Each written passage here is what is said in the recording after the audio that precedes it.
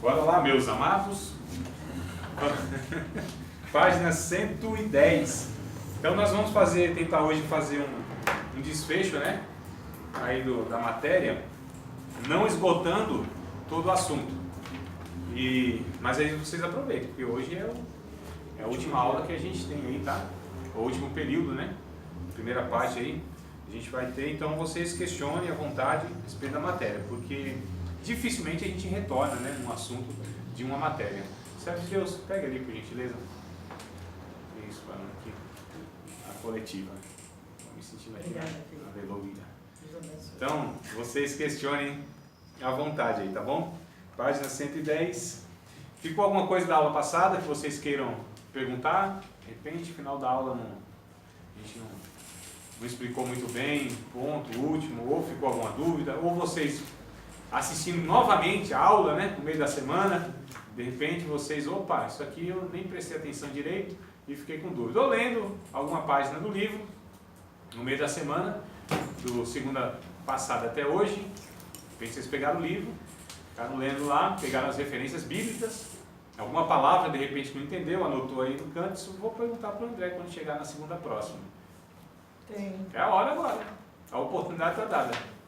Pode dar uma saudação, 5 minutos, passar disso é de procedência maligna. Tem. Algum questionamento? Tem uma que eu acho que eu não assisti, que eu não ouvi, eu não assisti essa aula. Se eu assisti, eu não prestei atenção, Tá. mas eu estava lendo. Sim, qual é a página, Eu irmã? gostaria de saber, estou procurando aqui que eu marquei. Tá. Parece que é lá no comecinho, é isso? Deixa eu ver.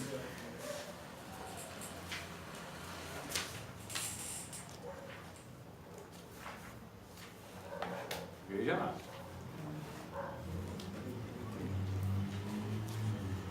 Mas for bem lá no comecinho, irmã de Deus, a senhora me pergunta em off ou manda uma mensagem, Então senão a gente vai retroceder muito, verdade, né? Verdade. É só se fosse aquilo que a gente está tratando pelo menos Assim, de uma semana para cá, senão de repente eu tenho que voltar aí e vai ficar um pouquinho desconexo, né, daquilo que a gente viu semana passada que a gente vai ver hoje. Verdade. Tá, mas se quiser no intervalo, a senhora me fala direitinho, ou então lá no canal que a gente tem de comunicação, chamado WhatsApp. Sim. Eu quero no canal do YouTube. Isso. Pode ser? Se eu demora a responder. Pode, Então, vai em frente. Tá bom. Aleluia. Vamos lá então. Ensinar sobre o crescimento da igreja, o corpo de Cristo, né? Então a gente está falando sobre aqui a educação cristã. Oh, desculpa, eu vou retroceder um pouquinho aqui, a página 107. Eu falei 110, mas é 107, que é o capítulo 3, tá? Página 107 é a educação cristã. Vamos chegar na 110, mas o processo de educação no sentido bíblico, todos acharam aí? Combina com os princípios espirituais que emprestam poder e significado aos ensinos que transcendem os meios intelectuais normais e os meios humanos práticos. A revelação e a inspiração saem em ajuda da educação, da qual também o Senhor Jesus Cristo é o supremo exemplo.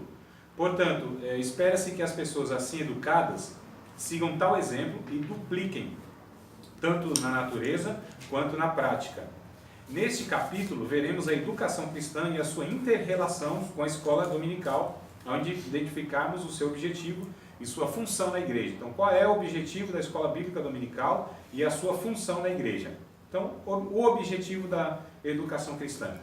Para identificarmos o objetivo da educação cristã, podemos buscá-lo no ID de Jesus aos seus discípulos, registrado lá em Mateus capítulo 28, versos 18 e 19. Todo mundo lembra, né? Ou não? Se alguém não lembrar, então abra a Bíblia aí para a gente ver aí o que está falando, né? Como é bem... ide, portanto, por todo mundo, batendo no nome do Pai, do Filho e do Espírito Santo. Isso. Mais o quê? Ensinando. Ensinando a obedecer Olha aí, ó. Olha aí, ó. Sempre vale a pena nós recorrermos novamente aos textos, mesmo que a gente tenha 28, na mente. 18 e 19. 19. Portanto, ensinaram, mas alguns duvidaram. Não, isso daqui já é... 28. Não, eu tô 19. lendo. Portanto, ide ensinar em todas as nações, batizando-as em nome do Pai, do Filho e do Espírito Santo. Tem mais uma coisa aí. 19. Ensinando-as a guardar todas as Isso. coisas que eu vos tenho mandado, E eis que eu estou convosco todos os dias até a consumação dos séculos. Exato. Amém. Então, o texto todo, né, ou pelo menos 2 versículos aí, vão trazer aí alguns pontos que a Mas gente... na realidade ela começa no 18, né? Começa no 18, ela leu 20. Isso, 19 e 20 eu li. O livro está errado.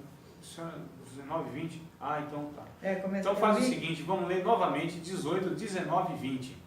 E chegando-se Jesus, falou-lhes, dizendo: É-me dado todo o poder no céu e na terra. Portanto, ide, ensinai todas as nações, batizando-as em nome do Pai, e do Filho e do Espírito Santo, ensinando-as a guardar todas as coisas que eu vos tenho mandado, e eis que eu estou convosco todos os dias até a consumação dos séculos. Amém. Amém. Então, o 18 é importante, sem dúvida. Porque ele vai nos dar, em nome de quem, na autoridade de quem a gente ensina. E por que a gente ensina? Jesus disse, vocês ensinam no meu nome. Né? Então, é-me dado todo o poder nos céus e na terra. Portanto, ou seja, eu tenho autoridade. Como eu tenho autoridade, então vocês podem ensinar. Porque está ensinando na autoridade, né, de quem disse para ensinar. Então é no nome dele, e é por causa disso que a gente evangeliza, que a gente ensina, é porque ele é Deus, ele é soberano. Nessa consciência nós vamos e ensinamos no nome e na autoridade dele, tá bom? Então, vamos lá. Assim, pela ordem de Jesus, entendemos que o objetivo da educação cristã é preparar cada pessoa convertida para cumprir a grande comissão. Alcançar esse objetivo deve ser a meta da igreja.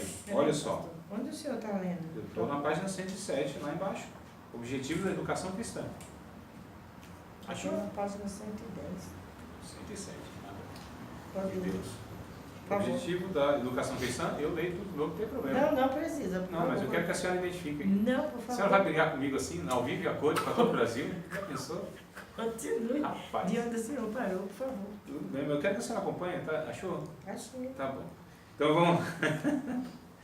Alcançar esse objetivo deve ser a meta da igreja, por meio da escola dominical e dos demais departamentos e atividades.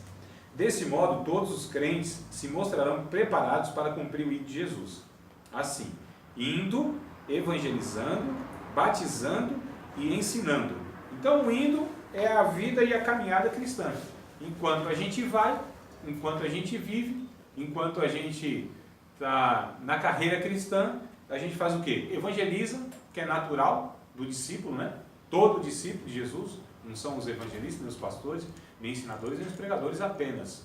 Então, todos os discípulos, porque eles estão indo na caminhada cristã, estão indo na vida, eles evangelizam. Eles evangelizam, levam a pessoa ao batismo e ensinam. Né? Então, é um ato contínuo. Nós temos na língua portuguesa um verbo que ele é conhecido como gerúndio. É uma ação contínua, né? Já, né? Ação contínua, né? Então, aquilo que vai se fazendo. Não é o que se fez, nem que se faz, nem que se fará. É algo que é contínuo. Que é semelhante aliás, o original, né, que é o verbo chamado auristo, que é semelhante a esse gerúndio. Ou seja, é algo contínuo. Então, a gente vai, evangeliza, ensina, batiza. Mas isso é estanque? Não. A gente continua fazendo isso toda a vida. Todo sempre, na caminhada. Então, tanto é que o texto diz assim, batizando e ensinando. Né? Então, indo, evangelizando, batizando e ensinando. A importância da existência do ministério do ensino na igreja é manifestada nas palavras do apóstolo Paulo quando disse, jamais deixando de vos anunciar coisa alguma proveitosa e de vê-lo, olha só, ensinar publicamente e também de casa em casa. Observamos, por esse versículo, o grande empenho do apóstolo em alcançar o objetivo da educação cristã. Como se observa em suas palavras para convencer os presbíteros da igreja de Éfeso de que não havia descuidado de ensinar sistematicamente a palavra do Evangelho, e que o fizera tanto publicamente como em casa.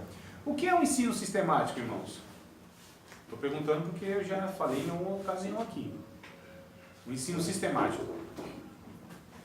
Aquele que é contínuo, diário? Eu perguntei primeiro, a senhora está perguntando. Eu acho. É aquele que a gente dá continuidade. Será? O que é a teologia? Estudo sobre Deus, né? Tá, mas a proposta da teologia. Você falou um dia que era pôr em ordem as matérias, as coisas.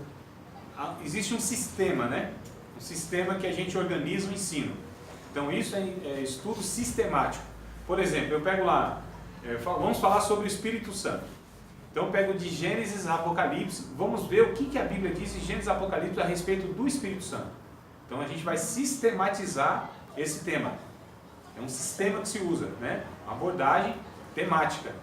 Então vamos ver o que a Bíblia diz sobre a expiação, sobre a Trindade, sobre o homem. Então a gente sistematiza, organiza isso em um sistema de estudo. Então teologia é isso, é um estudo organizado. Tem gente que diz assim, eu não faço teologia. Você leu Bíblia, está fazendo teologia. A questão é, a teologia é organizada ou é desorganizada? Não, depende, porque tem gente que não faz teologia, estuda de qualquer jeito, estuda em casa, lê a Bíblia de qualquer jeito, sem ordem nenhuma, sem parâmetro nenhum, sem programa nenhum, vai lendo a Bíblia de qualquer jeito, vai lá, abre, lê aqui, estuda tal, mas sem organização nenhuma, não é? Não sabe sem um segmento, sem uma ordem. Isso, não é ordenado, não é ordenado isso, né? Não é algo que vai pegar, vamos pegar aqui esse tema e a gente vai trabalhar de uma forma organizada, ordenada. A gente sabe de onde começa e até onde vai. Então é algo organizado. Então a pessoa diz assim, eu não faço teologia, se ele leu Bíblia, está fazendo teologia, porque está estudando a respeito de Deus. Só que a questão é, está fazendo como? Desorganizado? Desordenadamente. Então a pessoa diz assim, eu não gosto de teologia, eu não faço teologia. Mas se o crente leu, abriu a Bíblia, pensou a respeito de algum versículo, ou de Deus, ele está fazendo teologia. A questão é se a teologia ela é sistematizada, ela é organizada, ela tem um objetivo, ela tem referência, parâmetro, ou é de qualquer jeito. E esse de qualquer jeito a maioria faz. Aí é o perigo, né? Por quê? O perigo daquela exegese, interpretar a livre interpretação da Bíblia, que isso não é adequado, sem parâmetro nenhum, sem respeitar a questão cultural, todas aquelas questões que a gente vem trabalhando todos esses meses aí nas matérias. Então assim, não tem jeito, o crente faz teologia. A questão é, ou faz de uma forma organizada, sistematizada, ou desorganizada. Então essa é a questão. Então qualquer irmão que fala assim, não, eu não gosto de teologia, não faço teologia, ele fala assim, você lê a Bíblia? Leio, então está fazendo. Acabou, não tem conversa, né? Então isso é o estudo sistematizado. A escola dominical, ela também se propõe, a gente está falando de escola dominical, mas por exemplo, tem igreja que não tem escola bíblica dominical, ou seja, domingo, não tem, domingo de manhã. Mas tem lá um dia na semana, tem lá nos grupos, sejam grupos na igreja, pequenos grupos em casa, tá bom? Então, tranquilo. É porque a gente está tratando dessa... Não deixa de ser uma escola bíblica, só não é dominical. Se for no sábado é sabatina, é sabática, né? Se for na quinta é escola bíblica de quinta, escola bíblica de terça. Não existe escola bíblica dominical na quinta. Se é dominical é porque é no domingo. Então assim, tanto faz, se é no domingo, se é na terça, se é na quinta, né? A questão é que tem a proposta do ensino, é que tem uma proposta de um ensino direcionado, sistematizado, com um propósito, com um objetivo. Não é assim, vamos se reunir e vamos ver aqui o que a gente vai estudar. Não, isso não é adequado, porque não tem objetivo. Por exemplo, você pega uma revista de escola bíblica dominical, aí de repente você pega um tema, que geralmente ele é para os adultos e para os jovens, o mesmo. Isso é errado, é ineficaz, é ruim, porque o jovem tem uma demanda, tem uma realidade, e os adultos, casados inclusive, têm outra realidade, não é? Eu não é. Então você fala, mas não é palavra de Deus? Opa, calma, a gente vai aqui abordar temas que são pertinentes. Então, se eu pego o jovem, eu vou falar, por exemplo, de casamento para o jovem? Não tem sentido, não é? Dificuldade em criação de filhos para o jovem? Não tem sentido. Mas eu também falar para, de repente, idosos ou casados sobre as dificuldades na vida na faculdade? Não tem sentido, se ele não faz. Então, há as realidades e há aquilo que é objetivo, direcionado, né? Então, eu acho muito interessante que o livro propõe, aqui o que é adequado, é que a gente se organize em grupos de faixa etária, por exemplo. Na minha igreja, em muitas igrejas, eles fazem isso, nós nos reunimos em grupos, por exemplo, de homens, jovens, mulheres, crianças, adolescentes, né? Então a gente faz homens casados, no caso, tá? Então, os homens que não são casados, então eles vão para os jovens, né? Então, terceira idade, de repente, algo mais específico, você vai tratar daquilo que é pertinente. Nós pegamos lá um livro, acho que foram 6 meses, no encontro dos homens, sobre paternidade. Certo? Então, a gente falou sobre os 10 mandamentos para a criação dos filhos. Que maravilha, coisa boa, pertinente, diz respeito a nós. Somos homens responsáveis pela criação dos nossos filhos e temos filhos, né? Então, isso é interessante a gente pegar essa organização, e isso sim, irmãos, tem uma eficácia, isso sim tem uma relevância, tá? A gente às vezes até percebe que tem igrejas que tem lá seus ensinos e tal, mas é um negócio sem propósito, a realidade não tem nada a ver, né? Você pega aquela revista assim, aí você olha assim para o público e fala, não tem nada a ver, né? Falando sobre as mesmas coisas, nunca se contextualiza. Eu proponho, é porque infelizmente muitas igrejas elas têm uma ordem, até mesmo de cima para baixo, que você tem que usar em todo o ministério tal material. Mas não é a realidade, às vezes, daquela igrejinha que está em certo lugar e tal, né? Então é uma coisa que não tem nada a ver. Nós teríamos, irmãos, condições, a maioria das igrejas, se tem professor de escola dominical, bem possível que teriam condições de eles elaborarem um material, né? Nós fizemos isso uns 2 ou 3 anos lá. Inclusive eu tenho revista escola dominical elaborada por mim. Então eu elaborei 13 lições para os jovens. Eu elaborei 13 lições lá e tal, e algumas foram colocadas nos adultos. Então tem um tema lá e a gente vai e elabora, tá? Até se vocês se interessarem, é uma proposta que eu faço. Ah, André, eu queria para a minha igreja, propõe lá para o pastor, propõe lá para o professor de escola dominical, fala assim, ó, você não acha adequado a gente pegar aqui e elaborar para nós algo que a gente entende que a gente está precisando nessa igreja? De repente o negócio lá está complicado na comunhão, irmão, né? De repente o negócio lá, as famílias estão numa dificuldade enorme, divórcio, coisa está feia, educação de filhos, de repente o negócio está ruim lá para os obreiros. Então vamos pegar temas que sejam relacionados e que sejam eficazes naquilo que a igreja local está precisando. Propõe isso. Diz assim, tem um irmão que ele faz, ele elabora, dá o tema para ele, ele elabora como vocês querem. 13 lições? 26 lições? Quer para o ano? A gente faz. Tá certo? Aí é algo muito mais interessante, não é? Tem um amado irmão, líder de jovem, amigo meu, ele está fazendo o quê? Isso chama-se de estudo indutivo. Nós fazemos isso na nossa igreja lá com jovens uma vez no mês. O que é o estudo indutivo? Nós reunimos na casa de sei lá, num parque, em uma praça, em algum lugar, uma vez no mês. Eles propõem o tema, ou nós, aliás, às vezes propomos o tema é tal, vamos falar sobre conflito de gerações, por exemplo. Aí a gente dá o tema, o versículo para eles, eles vão lendo, estudando, tal, naquele 10, 15 dias que antecede, né, ou mais. Chega lá no dia a gente divide, então tem 20, 25 jovens, vamos dividir aí, né, 3 grupos de 8 e sobrou um e tal, mas um sempre é aquilo que a música diz, não é vagabundo. Então 8, 24. Aí a gente faz o quê? Os temas são iguais. Deixa eles pensarem, os 8 ali, daquele grupo. Vão discutindo, meia hora para vocês discutirem. Conversar, cada um pensa a respeito daquele assunto. E depois a gente reúne, aí um representante fala, ou 2 ou 3, fala, ó, nós chegamos à conclusão, essa. E esse grupo, essa. E esse grupo, essa. E nós que estamos organizando, a gente vai, então, elaborando mais ainda, discutindo, tá certo?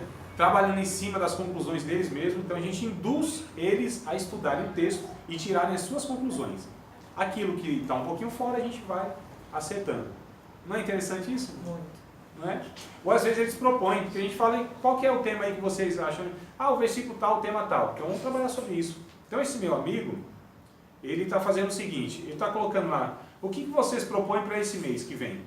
Ah, a gente quer falar sobre batismo, a gente quer falar sobre Santa Ceia, a gente quer falar sobre sexualidade, a gente quer falar sobre isso. Então, vamos trabalhar isso aqui, quando eles se juntam, 1h30, 2 horas lá, estudando isso. Depois de um louvor, um pouquinho de oração.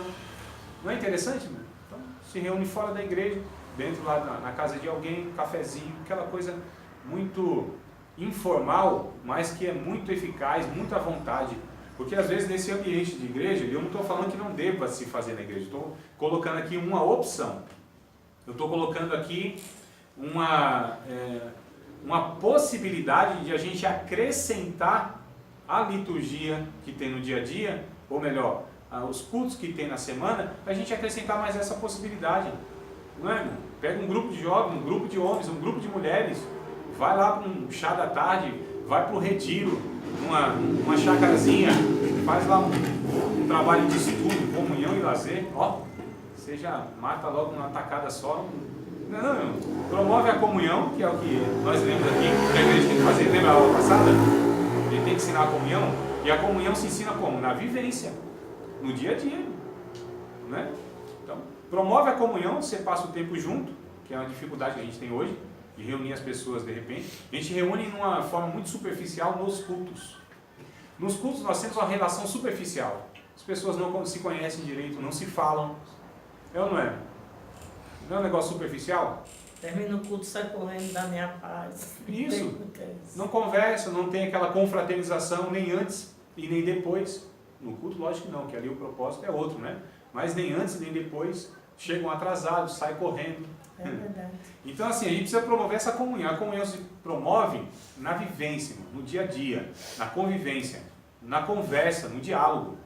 Então a gente faz o quê? Promove a comunhão, a convivência, o lazer, outra coisa difícil, e ainda com a palavra de Deus, com o estudo. Então olha só uma proposta simples. Simples. Não é? De repente tem um irmão que tem lá uma casinha, um lugar mais sossegado, uma chácarazinha, alguma coisa assim, ou vai lá e aluga. Estou falando para fazer isso todo mês? Não. Mas coloca isso dentro da programação anual, semestral, quadrimestral, trimestral, sei lá. Não é, irmão? Então percebe que a gente fica muitas vezes limitado a essa questão que um espaçozinho, os dias lá, e não se sai daquilo, porque alguns acham que se mudar alguma coisa, meu Deus do céu, né? Está mudando tudo. E eu sei que muitos líderes têm essa preocupação, é coisa nova. Ué, não quer dizer que é novo, que é errado, que é prejudicial. Né? Novo para quem, aliás? Porque na Bíblia, lá em Atos dos Apóstolos, já era assim. Então não é nada novo. Né? É que a gente montou um sistema, uma estrutura que parece que é engessada. Você não pode sair dali. Então é lógico que a gente sempre tem que avaliar o que está sendo feito, se é ou não proveitoso, se é ou não bíblico. As formas, irmão, não importa. O que importa é o conteúdo que está colocando nessa forma. Como que se faz? Faz. Se é na praça, se é no retiro, se é dentro da igreja, se é na casa de alguém, tanto faz. A forma como que a gente vai fazer essa liturgia, tanto faz. O que importa é o conteúdo que está sendo ensinado. Qual é o propósito daquele ajuntamento? Aí a gente precisa se preocupar, tá bom? Mas olha as possibilidades que a gente tem, né? Então não estou falando para fazer uma revolução lá e para ficar brigando lá não, tá? Mas propõe, irmãos. Tá? Se vocês têm voz, se vocês têm vez onde congrega, propõe, chama lá um líder. Se você é, fica um pouquinho mais fácil, né? E aí você já propõe de uma maneira assim mais com crédito. Mas vamos lá, porque a gente sempre reclama assim, mas ninguém faz nada, mas sempre é assim, ninguém muda. Ué, mas você já propôs alguma coisa? Essa é a questão. Que a gente reclama muito e a gente aponta muitos erros, que é fácil, né? Qualquer um identifica o que está de errado nas coisas. É fácil. Eu quero ver propor soluções. É sugerir alguma melhoria. Aí que é o desafio. Porque a gente se reúne aqui, eu fico preocupado de vez em quando, porque a gente fala muito dos erros, a igreja assim, pregador assim, ensino assim, mas a questão é, nós identificamos os erros, ótimo, começa por aí. Mas o que nós vamos fazer para que isso seja mudado? Porque senão a gente fica só naquela posição cômoda, apontando os outros, né? Está todo mundo errado, desviado, não sei o que, está todo mundo vivendo errado, eita, igreja ruim, eita, pastor sem visão, eita, líder não sei o que. Mas e a gente está fazendo o que para que isso mude? Qual é a nossa proposta? Aí sim, irmão, que é o desafio nosso, tá certo? Senão a gente fica de uma forma injusta, mostrando o erro de todo mundo, porque aí acho que nem precisa, né, da gente. Satanás faz negócio. Vamos lá. Eita, meu pai, onde eu estava? Ah, lá em cima, né?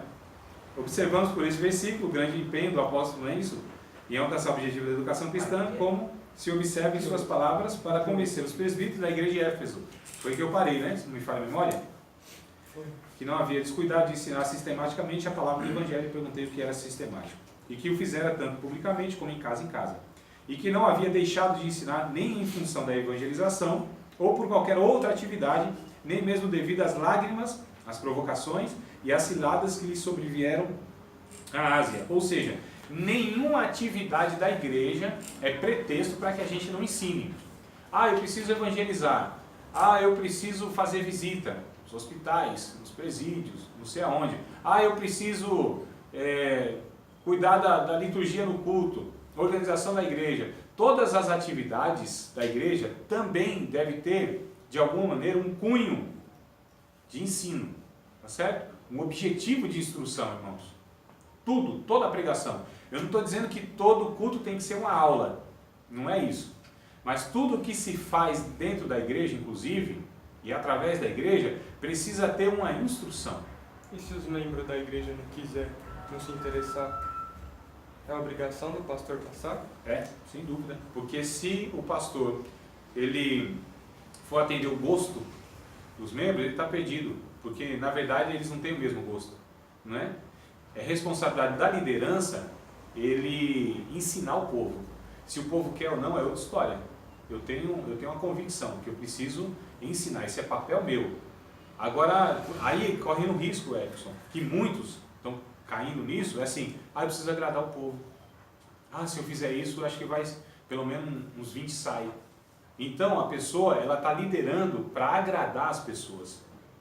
E não uma convicção de um chamado ministerial e para agradar aquele que o alistou para a guerra.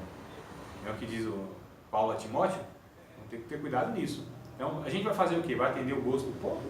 Se atender o gosto do povo, irmão, é oba-oba, é festa, não tem doutrina, não tem palavra que corrija, que exorte.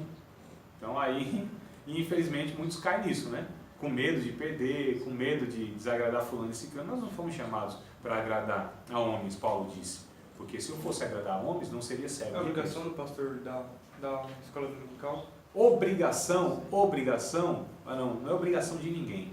O pastor, ele precisa preparar professores de escola dominical. Quem é o pastor? O pastor, ele é um regente de uma grande orquestra. Orquestra, nem fala. Ele é um maestro. O pastor, ele é aquele que identifica vocações e dá recursos para que essas pessoas exerçam as vocações. Dá recursos para que as pessoas consigam desempenhar o seu chamado. Ele identifica e faz isso. O pastor não precisa fazer tudo, não precisa dar aula. Se ele der aula, bom, graças a Deus, glória a Deus. Né? Mas se ele identificar uma pessoa que tem o dom de mestre, dá recurso e dá a oportunidade para que ele exerça isso. E o pastor vai fazer outras coisas. E o pastor já tem carga demais. Agora o pastor que acha e pensa que tem que fazer tudo, ele está perdido, ele não faz nada direito. Isso é um fato. Ele vai fazer um monte de coisa relaxadamente, deixando a desejar. Né? O pastor, geralmente esse pastor é aquele que ele quer controlar tudo, quer ter a rédeazinha na mão, né? Então ele não quer delegar para ninguém a autoridade. Então ele acha que ele tem que fazer tudo, manda na igreja e tem que ter o controle de tudo. Não. Quem serve a Deus e é guiado pelo Espírito Santo perde o controle até da sua própria vida. Tem outra coisa, pastor. Sim. Se na igreja tiver um membro que está com um pouco mais do que o pastor, pronto. Aí já o pastor imaturo ele vai ficar enciumado, né?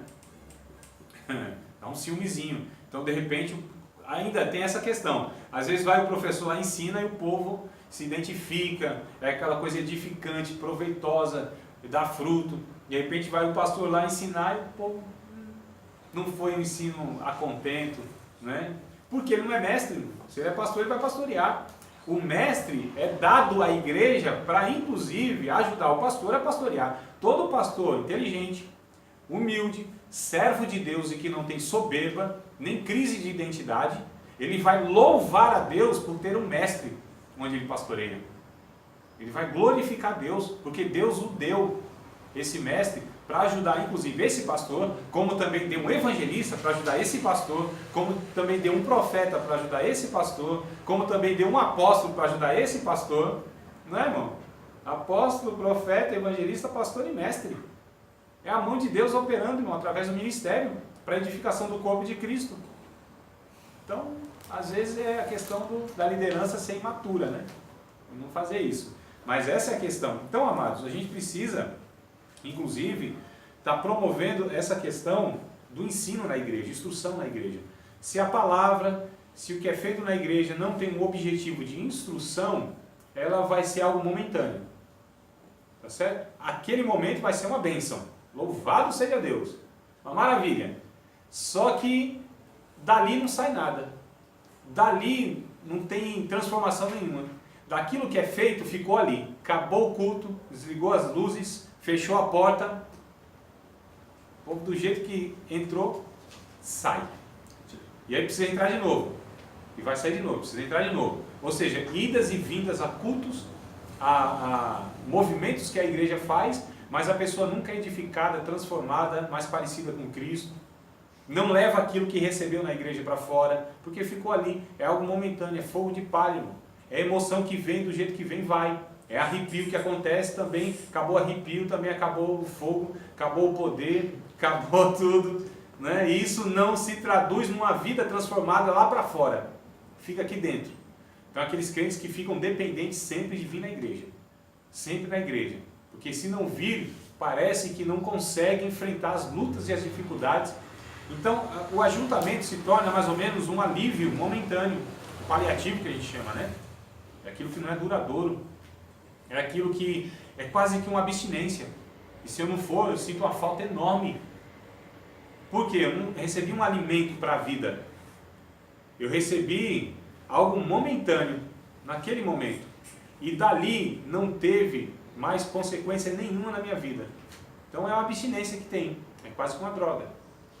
Pior do que crack. É, mano. E tem gente que se ele não for na igreja, uma semana, meu Deus do céu. Não é? Opa, calma aí. Que alimento é esse que você recebeu lá e esse alimento não te fez enfrentar as dificuldades da vida nem por uma semana? Que alimento que você está recebendo que você não consegue andar com as suas próprias pernas? Sempre vem rastejando. Sempre precisa que alguém aqui te levante. Então essas pessoas não são levadas à maturidade. Essas pessoas não são ensinadas que elas precisam e têm que crescer em Cristo para que elas discipulem outras pessoas, os novos convertidos inclusive que vem chegando. Então tem crentes que têm 10, 20 anos numa igreja e eles não são capazes de orar por si mesmo, de buscar uma orientação de Deus por si mesmo, de levar ninguém a Cristo, de discipular ninguém. É sempre gente que fica na infantilização, precisando da oração do pastor, senão desvia, precisando que o profeta fale alguma coisa, porque senão ele não toma decisão nenhuma, precisando sempre que alguém fale o que é para ele fazer todo dia, porque ele não consegue ouvir a voz do Espírito Santo. É uma infantilização, e aí muitos líderes gostam disso, né, irmão? Não é não? Que a pessoa se sente assim o guru, né? Então, ô pastor, ora por mim, ô pastor, o que eu devo fazer? Me dá uma palavra e tal, não sei o que tem. Então muitas pessoas gostam disso, e eu já falei aqui para vocês em outras ocasiões. Nós precisamos emancipar as pessoas. A gente precisa, essas pessoas que vêm até nós, que a gente leve elas a Cristo, e que elas andem com Cristo e não precisem mais de mim. O que eu preciso aqui, como professor, é fazer com que vocês busquem a palavra por vocês mesmos. Quem vai ensinar vocês é o Espírito Santo. Ele é o professor por excelência. Tá certo? Agora a gente vai passar 3 anos aqui. Depois de 3 anos, ainda quando você vai de repente lá estudar a palavra. Ô André, estou com uma dúvida aqui, varão. O que eu faço? Pô, calma aí, 3 anos. Eu fui tão incapaz assim que não consegui levar um aluno durante 3 anos a que ele ande com as suas próprias pernas. Não é que eu vou me recusar não, então. Não é que eu acho chato não.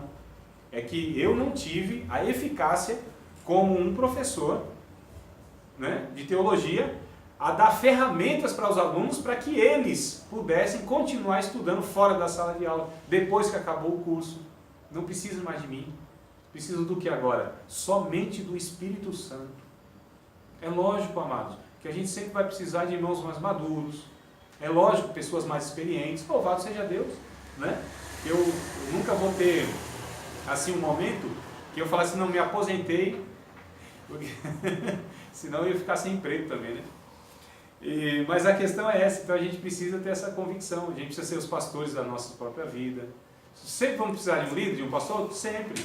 No sentido que sempre vai ter uma pessoa mais madura, vai nos ajudar, porque a gente, assim, tem hora que a gente está com dificuldade enorme mesmo, a gente precisa dos irmãos, ninguém é autossuficiente, mas todo mundo tem que chegar, irmão, ou tem que andar numa linha progressiva até chegar à maturidade, à estatura, né, de Cristo, a varão perfeito, e não ficar na meninice, que não sabe tomar as atitudes cristãs corretas nos momentos difíceis da vida e sempre precisa de uma orientação de alguém.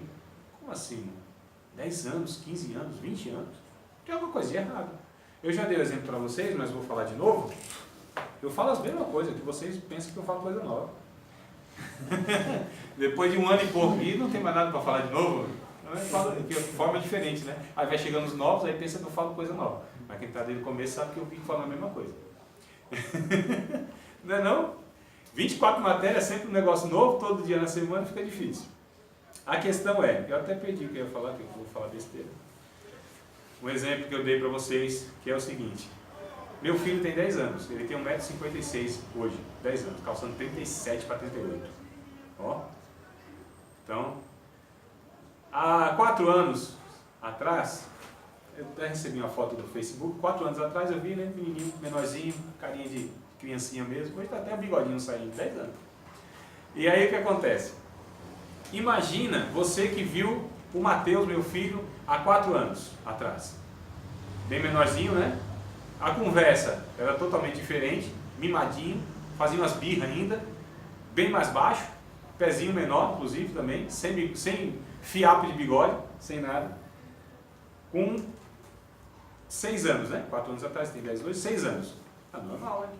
Aí passa-se 4 anos, que seria hoje, ele com 10 anos, mas calçando o mesmo número, com a mesma estatura, com a mesma birra, com o mesmo comportamento. Você não ia achar, pô, estranho, né? Há 4 anos que o menino é assim, não mudou nada. Mas vamos lá. Daqui a 5 anos você encontra ele de novo. Então ele já teria 15, não é isso? Só que aí você vê ele com a estatura de menino de 6 anos, calçando o mesmo número que tinha com 6 anos, com a mesma birra com 6 anos, com a mesma mentalidade de 6 anos, mas tendo 15. Vocês iam achar normal? Você vai falar, tem alguma coisa errada com esse menino, tem que levar no médico. Ele tem algum problema, não é? Mental, biológico, físico, tem algum problema. Por que a gente acha normal que irmãos que passam anos e anos na igreja têm as mesmas birras, a mesma infantilidade, a mesma imaturidade? O irmão tem 10 anos na igreja, irmão. 10 anos. Ainda fala mal da vida dos outros. Ainda não sabe lidar com as adversidades da vida. Ainda não conhece Deus, assim, razoavelmente. Ainda não tem uma noção das doutrinas bíblicas. 10 anos na igreja. Aí a gente vai convivendo com seu irmão 15 anos, 20 anos. Mas é ainda a mesma infantilidade lá de novo convertido. Como que pode isso? Isso não é normal. Tem algo muito errado nesse processo. Esse irmão ainda é um bebezinho. Vamos ver o que diz Hebreus, capítulo 5, verso 12, 13 e 14. Vai falar a respeito disso, irmão. Nossa, pastor, eu ouvi uma pregação no sábado que falava exatamente Hebreus isso. 5, verso 12, 13 e 14. Então, A pregadora falou exatamente isso. Deu até um exemplo de uma irmã que trabalhava com ela, que era funcionária dela, que estava na igreja há 15 anos, não conhecia nada de Deus, isso. não conseguia se libertar do vício do cigarro e só falava mal da igreja. Então, é uma coisa muito errada, né? Nesse processo, porque o texto vai dizer isso. Pode ler, Vinícius, achou aí, por favor? A parte do 12? 12, 13 e 14, amado. O 12. Porque, devendo já ser mestres pelo tempo, ainda necessitais de que se vós torne a ensinar quais sejam os primeiros rendimentos das palavras de Deus, e vós haveis feito tais que necessitais de leite e não de sólido mantimento. porque qualquer que ainda se alimentar de leite não está experimentando na palavra da justiça, porque é menino. Mas o mantimento sólido é para os perfeitos, os quais, em razão do costume, têm os sentimentos exercitados para discernir tanto o bem como o mal. Os perfeitos aí você entende como maduros, tá? É possível que uma versão aí já esteja assim. O meu falar adulto. Adulto, maduro, isso. Então, perfeito nesse sentido é maduro, tá bom? No sentido de maduro, né? Adulto no caso. Então, olha o que o texto diz, irmãos. Pelo tempo que vocês têm, vocês já deveriam ensinar outras pessoas, pelo tempo. Então, o tempo conta sim. Tempo na igreja, tempo no evangelho, conta sim. As pessoas, dependendo do tempo, deveriam ensinar. Mas vocês foram feitos tais pessoas que é necessário que se ensine os rudimentos. Sabe o que é o rudimento? Coisinha básica, irmão. Básica. Os rudimentos da doutrina de Cristo, não é isso? Diz o texto? Os rudimentos, coisinha básica. Ó, você deve orar, você deve ler a Bíblia, você deve viver em comunhão, você tem que vigiar com a sua língua, você tem que ter cuidado com as tentações, coisa básica, irmão, básica. Coisinha assim de primário na fé. Então o autor vai dizer, olha, vocês foram feitos tais pessoas que necessitam ainda de leitinho e não de sólido mantimento. Vocês não estão preparados. Percebe? Tem até um versículo que você falou, né? Não sei se foi tá aí, nas cartas que Paulo escreveu. 1 Coríntios, capítulo 3. Que você falou que as pessoas ainda não estão preparadas para o maná, ainda estão bebendo leite. Eu acho que é esse mesmo. Mas tem um 1 Coríntios, capítulo 3, que eu quero ler com vocês. Mais ou menos o que Paulo vai tratar aqui. 3. O perfil dos membros da igreja em Corinto, irmãos, era gente imatura, carnal, crente carnal, hein? Existe crente carnal. Né? Lembrou de meia dúzia, hein, varão? Nossa. Vamos lá, 1 Coríntios capítulo 3. E eu, irmãos, não vos pude falar como a espirituais, mas como a carnais, como a meninos em Cristo. Com leite, olha aí, ó, com leite vos criei, e não com manjar, não com comida, porque ainda não podíeis, nem tampouco ainda agora podeis, porque ainda vocês são carnais, pois havendo entre vocês inveja, contenda, dissensões, né, que são brigas, divisões, não são porventura carnais e não andais segundo os homens? Paulo disse a vocês aí da igreja de Corinto, vocês são gente que tem inveja, ainda fica brigando com as coisas, brigando entre os irmãos, dissensão, contenda, falando mal das pessoas, brigando por picuinha. Vocês são carnais, meninos em Cristo, vocês não cresceram. Já pensou, irmão? Esse daí que eu estava falando. Foi esse, né? Já pensou? Vamos ler um texto em 1 Pedro, capítulo de número 2, verso 1 e verso 2. Eu acho muito lindo isso aqui.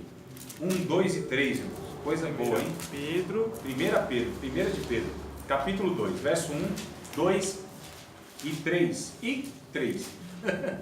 E 3. Deixando, pois, toda malícia, e todo engano, e fingimentos, e invejas, e todas as murmurações, são características de gente carnal e menino em Cristo.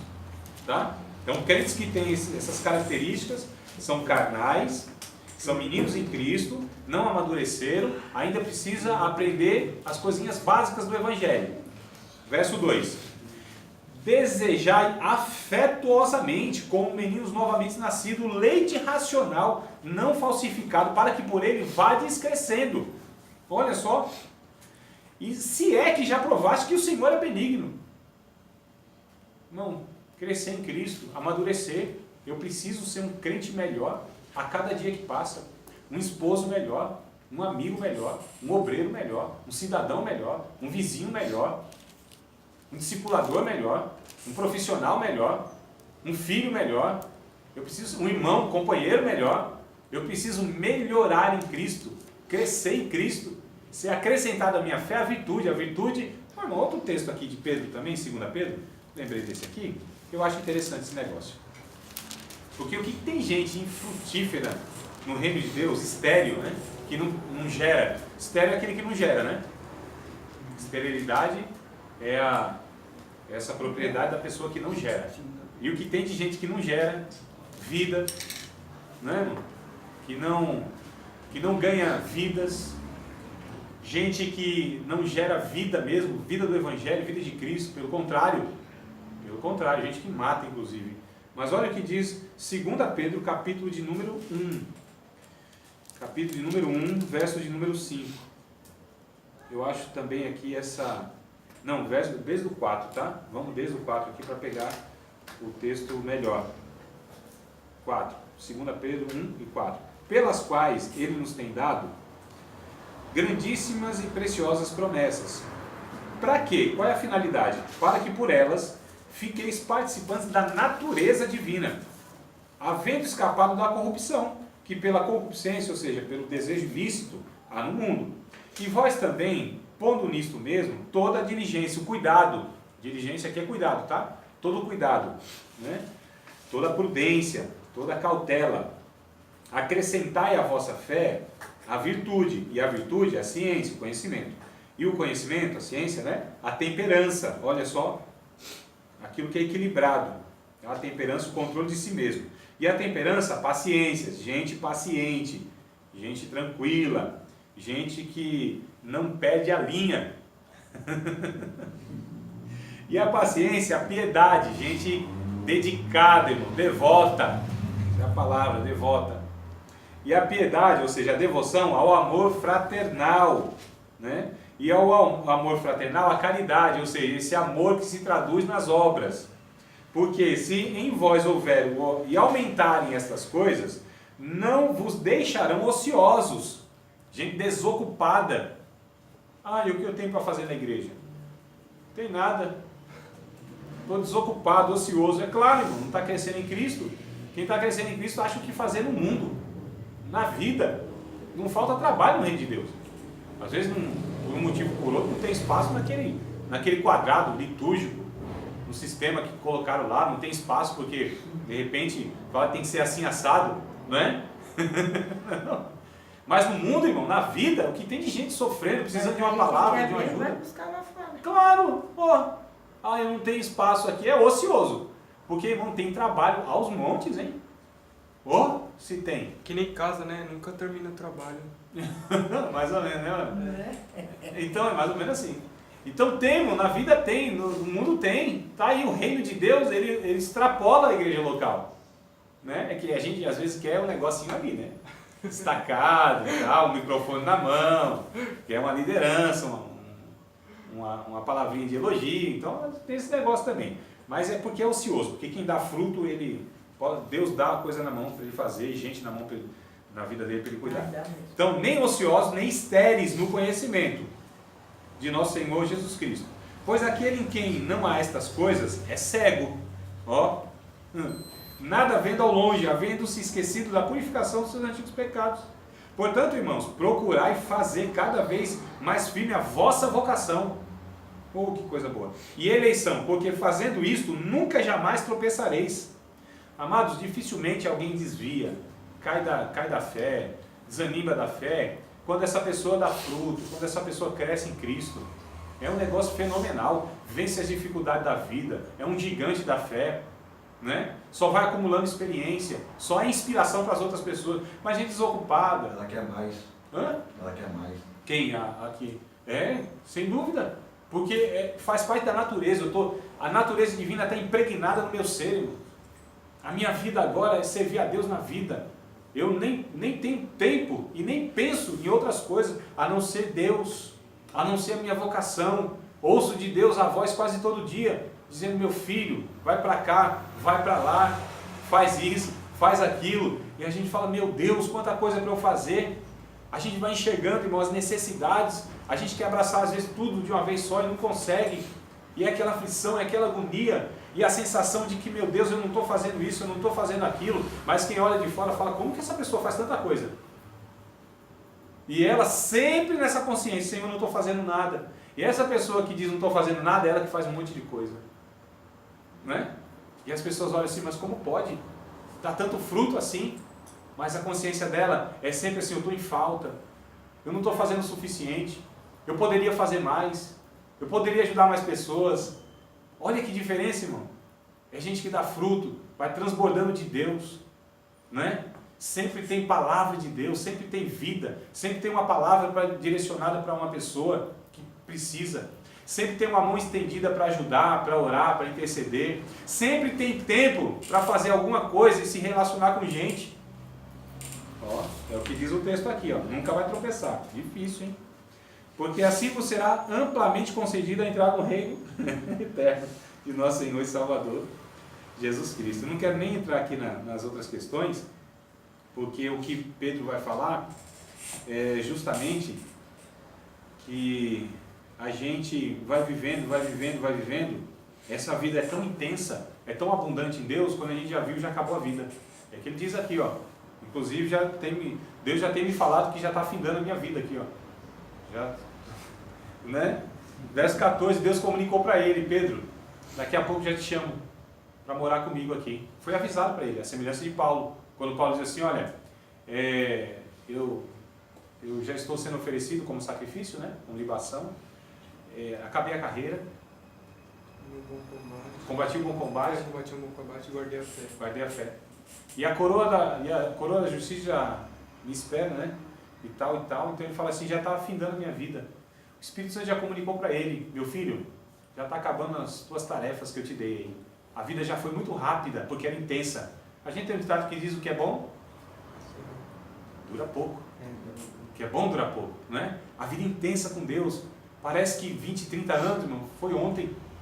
Ô Senhor, tão rápido, coisa tão boa, né? Agora quem vive, irmão, de uma maneira sofrida, ruim, sem a graça de Deus, falando mal da vida dos outros, é uma vida chata, parece que não passa. Todo dia é um martírio, todo dia é ruim, não encontra propósito para a vida é ruim, não é? Amarga, não encontra propósito de nada, não vê bem, põe defeito em tudo. Conhece algum assim? Então, amados, eu quero com vocês dar uma pausa para a gente ir para nosso intervalozinho e aí a gente volta para aquela bênção. Pronto. Não é bênção.